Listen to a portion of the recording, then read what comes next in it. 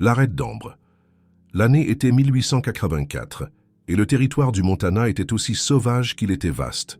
Près du bord de nulle part, niché entre des collines rougies et des clôtures fanées, se trouvait un morceau de terre appelé l'Arête. d'Ambre, ce n'était pas le plus grand ranch ni le meilleur, mais pour deux sœurs, c'était tout Camille Dubois. L'aînée avait des mains plus dures que le cuir et un cœur bâti de pierre et de chagrin depuis la mort de leur père. Elle dirigeait l'arête d'Ambre seule, juste elle, sa sœur, et une terre qui demandait plus qu'elle ne donnait. « Nous n'avons pas besoin d'aide », disait-elle toujours. « Nous avons juste besoin de plus de lumière du jour, mais même la lumière du jour commençait à manquer. » Manon, plus jeune, plus lumineuse, combattait la terre avec la même ténacité, mais portait un fardeau différent. Elle était la rêveuse, la rieuse, mais même sa lumière s'assombrissait quand les dettes s'accumulaient et que le toit s'affaissait davantage. « À chaque tempête, on ne peut pas rafistoler éternellement, » Camille dit-elle un soir. « Nous arrivons au bout de notre corde, et de notre chance, elles vendirent la charrette puis l'argenterie.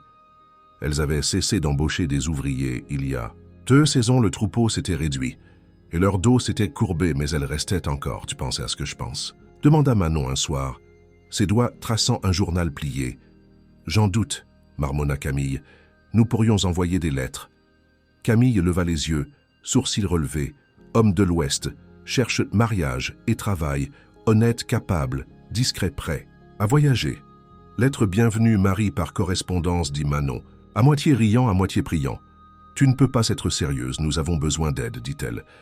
Des mains fortes, fiables, et peut-être quelqu'un qui resterait. Certains choix sont faits par amour, d'autres par désespoir, mais à l'arête d'Ambre, les lignes avaient commencé à se brouiller, et ainsi 2 femmes, avec plus de poussière que de rêves dans leurs bottes, prirent des plumes. Non pour des contes de fées, non pour être secourues, mais pour une chance de tenir la terre qui les avait élevées. Une lettre peut porter plus que des mots parfois. Elle porte le dernier espoir d'une famille ou d'un avenir. Et ainsi les sœurs écrivirent. Manon s'assit à la table de la cuisine, l'encre tachant ses doigts, un feu réduit à des braises chères étrangers. Commença-t-elle, cette terre est rude. Nous n'offrons pas grand-chose, mais du travail, du temps et de la loyauté. Si vous pouvez gérer les 3, peut-être aurons-nous quelque chose qui vaut la peine d'être partagé. Son écriture était gracieuse, mais incertaine, comme si son cœur n'avait pas décidé si c'était courageux ou insensé. Camille n'avait rien écrit. Elle regardait par la fenêtre la cour vide, la barrière cassée, pendant encore lâchement. Finalement, elle s'assit, prit la plume, et commença sans fioriture. « Je possède un ranch. Il a besoin de travail. Vous aurez de la nourriture, un toit, et la vérité, c'est plus que certains peuvent promettre. » Elle fit une pause, puis ajouta presque à contre-cœur, « Et je ne demanderai pas plus que ce que je donnerai moi-même. » Elles partirent. En ville, sans beaucoup parler, le vent mordait, les rues à moitié gelées. Le maître de poste ne posa pas de questions. Il tamponna simplement les enveloppes, puis offrit un rare hochement de tête. « Vous êtes sûre de cela, mesdemoiselles ?»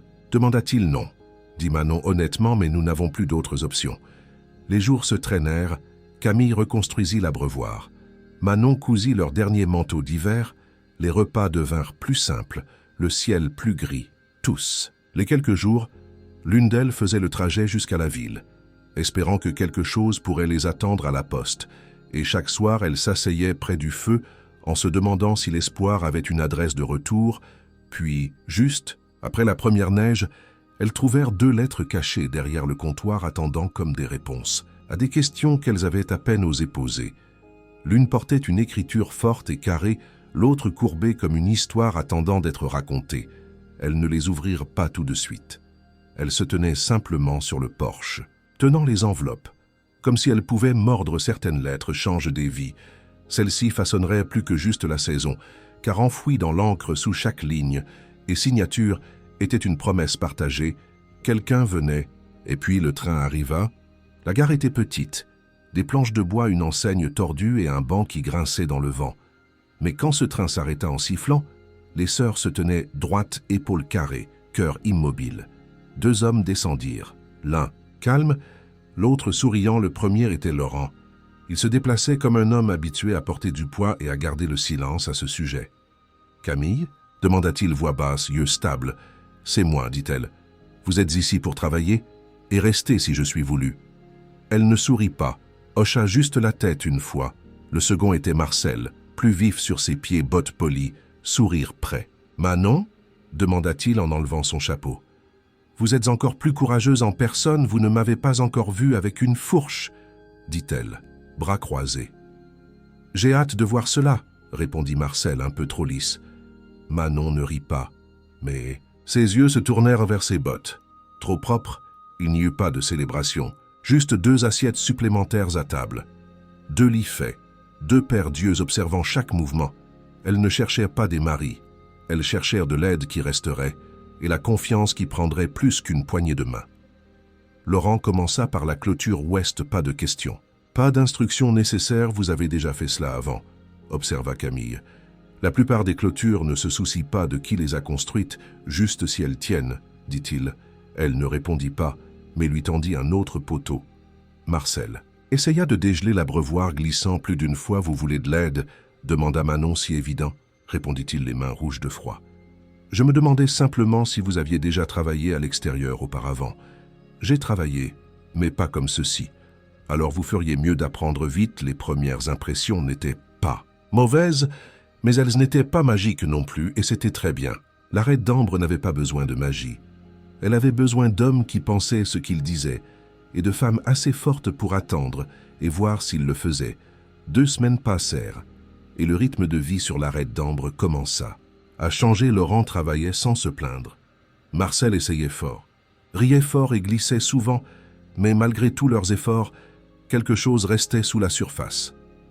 Camille triait des outils quand un morceau de papier tomba de la sacoche de Laurent, une vieille dépêche militaire pliée, serrée et tachée. De sueur, elle ne l'ouvrit pas d'abord, mais quelque chose dans sa poitrine lui dit que la vérité était depuis longtemps due à l'intérieur. Elle trouva les mots « renvoi déshonorable », accusation insubordination, désertion en temps de commandement. Ses mains ne tremblaient pas, mais son souffle se retint, pris dans sa gorge comme de la poussière. « Avant une tempête, vous avez servi, » dit-elle, « et êtes parti. J'ai quitté la guerre, pas les hommes, » répondit Laurent. « On m'a ordonné de faire des choses qui ont brisé ce qui restait de moi, et maintenant vous êtes ici, demandant à rester avec ça dans votre sac. »« Je ne demande rien, » répondit Laurent. « Je voulais juste construire quelque chose de bien pour une fois. » Elle le regarda, mâchoire serrée, puis lui rendit le papier. « Réparez la clôture nord d'ici demain matin, dit-elle, puis nous verrons où nous... » En somme, il hocha la tête une fois sans argument, sans défense en ville. Manon ramassa du fourrage des clous et une lettre adressée à Marcel, livrée à la Raide d'Ambre. Elle ne l'ouvrit pas, mais la lui tendit. Ce soir-là, au souper, c'est « De ma sœur, dit-il, 2 enfants, mari parti. L'hiver qui s'installe, elle veut que je rentre et... » demanda Manon. « Je lui ai dit que j'y réfléchirais, vous y avez déjà réfléchi, n'est-ce pas ?» Marcel baissa les yeux, plia de nouveau la lettre. « Je suis venu ici pour commencer quelque chose de nouveau, mais elle a besoin de moi. Elle a toujours eu besoin. Et moi, non ?» demanda Manon, sa voix douce mais ferme. Marcel la regarda alors, pas de charme dans ses yeux. « Juste attendez, vous-ci, mais je ne sais pas si je peux être 2 choses à la fois. » La vérité ne brisa pas l'arête d'Ambre, mais elle changea l'air. Pour Camille, la confiance portait maintenant un nom qu'elle n'avait pas encore pleinement prononcé pour Manon. Elle portait la peur d'être au second plan face à l'obligation de quelqu'un d'autre. Et pour les hommes, ils se tenaient maintenant, où le sol pourrait se dérober sous leurs bottes. La neige tomba plus fort après cela, pas des blizzards, juste assez régulière pour s'installer dans les os et tester ce qui restait debout quand le sol devint silencieux. Laurent travaillait déjà quand Camille sortit, bottes et mains gelées, brute, le même rythme que toujours, mais elle ne regarda pas la barrière, elle le regarda. « Lui, vous prévoyez de fuir à nouveau ?» demanda-t-elle. « Pas à moins que vous me le disiez. » dit-il sans broncher. « Vous portez toujours ce papier ?»« Chaque jour, alors peut-être qu'il est temps que vous arrêtiez de le laisser vous définir, » dit-elle, « et commenciez à me montrer qui vous êtes maintenant. » Laurent leva les yeux, regard stable. « C'est la seule raison pour laquelle je suis ici, Manon. » N'attendit pas que Marcel vienne la trouver. Elle n'avait pas besoin d'être secourue, mais quand il apparut, chapeau à la main, elle lui lança un regard qui signifiait que ça avait intérêt à compter. « J'ai dit à ma sœur que je resterais ici, » dit Marcel, « que je lui enverrai de l'argent quand je le pourrai, que je ne peux pas être à 2 endroits à la fois. Et j'ai fait mon choix. Il vous a fallu assez de temps, » dit Manon sans le regarder. « Je pensais que partir signifiait la force. Il s'avère que rester aussi Elle rencontra enfin ses yeux. « Vous êtes sûr ?»« Non, admit-il, mais je veux le découvrir avec vous. » Manon hocha lentement la tête, puis « Aidez-moi à empiler les balles de foin. Je ne le fais pas seul. » Il se plaça à côté d'elle sans hésitation cette nuit-là. Les sœurs s'assirent épaule contre épaule sur la balançoire du porche. Pas de musique, pas de mots pendant un moment. « Tu penses toujours que nous étions folles ?» demanda Manon doucement. « Je pense que nous étions désespérées, » répondit Camille. « Et courageuses, parfois les deux vont ensemble. Penses-tu qu'ils resteront ?» Camille jeta un coup d'œil vers la grange. La lanterne brûlait encore à l'intérieur. Deux ombres bougeaient, aucune ne se précipitant pour partir. « Je pense qu'ils commencent à comprendre ce que signifie rester. La confiance prend du temps, le pardon plus longtemps, mais certaines clôtures ne sont pas réparées avec des clous. Seulement parfois il faut se présenter jour après jour jusqu'à ce que la terre et les cœurs qui s'y trouvent croient que vous avez l'intention de rester. » L'hiver tenait l'arête d'ambre fermement enveloppant la terre d'un blanc lourd, mais d'une manière ou d'une autre, la vie continuait plus solide qu'avant. Les clôtures tenaient fermement sous le poids, la pile de bois de chauffage grandissait, et pour une fois, le ciel au-dessus de l'arête d'ambre ressemblait à un toit au lieu d'un avertissement. Laurent marchait, à côté de Camille, pas devant, pas derrière. « Avez-vous déjà l'impression d'appartenir à un endroit ?» demanda-t-il. « Pas souvent, dit-elle, mais dernièrement j'oublie de me le demander. » Ils s'arrêtèrent près du bord de l'arête. « Vous portez toujours ce papier ?» demanda-t-elle. « Non, dit-il. Je l'ai enterré la semaine dernière derrière la grange. » Camille sourit alors, calme, réel et sans garde. Marcel ne brûla pas les biscuits. Manon ne le taquina qu'une fois. « Vous cherchez toujours des raisons de rester ?» demanda-t-elle. « Non, répondit-il. J'en ai trouvé une, juste une. »« D'accord, peut-être deux. » Elle lui tendit le beurre avec un rire. Ils nettoyèrent la grange des jours à l'avance, balayant le foin et accrochant des lanternes à chaque poutre. Les voisins arrivèrent avec des planches de bois pour des tables supplémentaires, des courtes pointes pour les murs et des mains rapides pour construire une piste de danse à partir de vieilles planches. Un prédicateur itinérant vint avec eux, grand et au regard bienveillant, sa Bible rangée dans une sacoche usée par les kilomètres de poussière et de prière. Ce n'était pas fantaisie. Ce n'était pas parfait, mais c'était parfait pour l'arête d'ambre. La grange sentait le bois chaud, les tartes à la cannelle et la morsure vive de l'hiver dehors. Les chevrons scintillaient de minuscules glaçons, les lampes à huile brillaient. Dehors contre les murs rugueux, le prédicateur se tenait à l'avant près des portes des tables, drapé de branches de pin et d'un simple ruban de coton.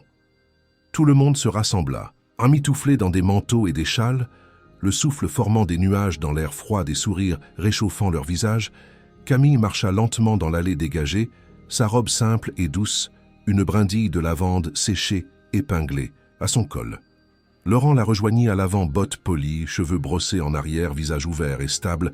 Le prédicateur prononça des mots simples. « Camille, prenez-vous cet homme pour marcher à vos côtés à travers les saisons difficiles. »« Est bonne ?»« Je le prends, » dit-elle, sa voix claire et sûre.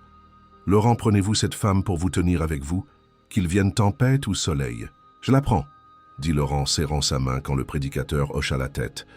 Laurent se pencha, déposa un baiser lent et révérencieux sur les lèvres de Camille et appuya son front contre le sien, juste pour un moment, puis ce fut le tour de Manon, radieuse, riant à travers ses nerfs. Marcel ne pouvait pas s'arrêter de sourire en la rejoignant. À mi-chemin dans l'allée, le prédicateur demanda à Manon « Prenez-vous cet homme, qu'il vienne poussière ou neige. Seulement s'il promet de ne pas me dépasser en danse, dit-elle assez fort pour faire rire la foule. Marcel, prenez-vous cette femme, qu'il vienne lever du soleil ou orage. Avec tout ce que j'ai, répondit Marcel, les yeux fixés sur elle. Leur baiser fut plus rapide, plus léger, mais plein de promesses, et la façon dont Marcel la fit basculer un peu en arrière envoya un rugissement de rire à travers la grange après. La musique de violon jaillit d'un coin, et les bottes résonnèrent sur le sol improvisé. Les tables gémissaient sous le poids du pain, des tartes et des viandes rôties. Camille et Laurent dansaient lentement, presque timides. Au début, Manon et Marcel tournoyaient et riaient, jusqu'à ce qu'ils trébuchent dans des chaises. Les voisins tapaient des épaules, passèrent du cidre et racontèrent des histoires jusque tard dans la nuit.